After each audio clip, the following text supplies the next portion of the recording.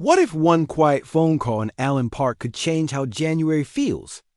What if the solution to those late-game third downs, the ones that keep you pacing in the living room, is a move that looks simple on paper, but screams maturity from a franchise ready to cash real checks?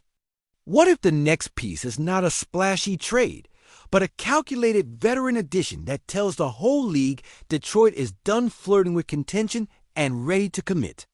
We don't say this lightly. Timing matters in the NFL more than talent.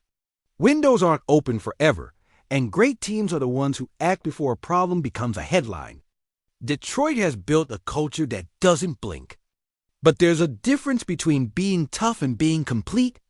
And right now, the difference might be one experienced voice on the boundary, who turns chaos into calm when the stadium gets loud got picture the last 2 minutes of a playoff game. Motion across the formation. A condensed split. A rub concept that's designed to test communication more than speed. That's where you learn what your corners are made of. Young guys can run. Vets can read. Young guys fly. Vets steer. When you combine those two, the quarterback starts holding the ball. A half-second longer and great things happen for Iden and the rush. Tonight we're going to walk through a move that checks football boxes and locker room boxes. We'll talk fit in Aaron Glenn's coverage families. How the cap math works without touching the core. How roles would shift for the kids. Why it changes what you can call 3rd and 7. And what the risks are when you invite a veteran into a hot, hungry room. No fairy tales, just ball, film, and choices. You're watching Lions News Fan Report.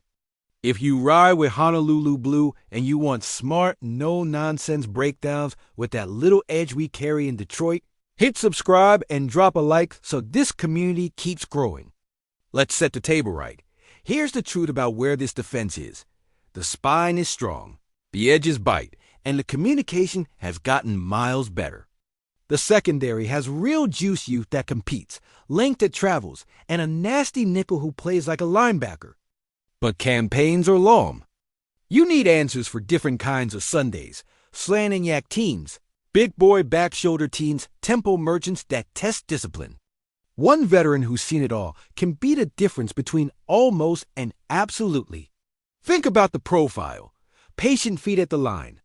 Inside hand heavy, but controlled. Eyes like a quarterback. And a memory that turns opponent tendencies into leverage pre-snap. A guy who can play press without panic, bail without seating the easy out, and squeeze slants so hard coordinators skip a page. A tackler who treats perimeter screens like invitations to a fight. Who understands that a stop for 2 instead of 6 is how you win quarters. Now imagine what that unlocks for the scheme. With a trustworthy island on one side, you can spin late, heat protection selectively, and protect the rook when you want to bait throws. You can roll help to the hot hand without sending the whole house. You can stay in disguise longer because your boundary corner doesn't need training wheels. He needs a challenge. That freedom moves math. More +1 looks in the box. More green dog chances for linebackers. More third down creativity. It also shifts roles the right way. Let the young stud chase the ball and learn by fire, but give him a masterclass next to him every Sunday. Let the long, physical veteran take boundary assignments that shrink windows. Let your nickel be the chess piece he's built to be, flashing inside, robbing seams, closing windows on pivots. This isn't about hiding anybody. It's about weaponizing everybody. All right, enough shadow boxing. Let's talk about the name that fits, the contract that makes sense, and the message it sends. It's Stefan Gilmore to Detroit. That's the move on the board. Now, let's be straight with each other. This isn't an official announcement. This is the exact kind of move that makes football sense and timing sense, and it's buzzing for a reason. Gilmore is a champion. He's still a technician. He's hunting the right situation, a contender with a real role, a culture that values grown man football, and a coordinator who won't ask him to be 25, just to be exact. Detroit checks those boxes. And because he's a free agent, you don't lose picks or locker room capital to get him in the building. Let's talk fit on grass. Aaron Glenn's world mixes press man with match principles and a heavy dose of accountability. Gilmore speaks that language. He can play boundary press to squeeze the sideline. He can play off with patient eyes versus stacks, and he carries crossers without grabbing. In red zone, he's a problem because he wins with patience and angles, not just juice. You can align him to the X and live there. That lets the other corner play the field, where length and burst matter more than perfect leverage on an island. It also lets your nickel rotate between robber match and blitz without leaving a rookie on an island every high-leverage snap. Cap-wise, this is not back-breaking. You're looking at a one-year deal with reachable, playtime incentives, and a top-tier bonus for playoff snaps or turnovers. Void years if you want a smooth to hit. You don't need to touch your core deals. You can create space with low-stress levers, the same way smart teams do in October. The key is structure, guaranteed respect up front, incentives that reward actual snaps and wins. Veterans know that language. It's honest. Leadership is the invisible value here. You can't teach fourth quarter calm. You can't fake the way a room quiets when a guy who's seen everything speaks up on Wednesday about splits and tells. Gilmore's tape is a clinic, but the pre-snap life hack he gives your young corners might be worth more. See 3 tight splits in a row?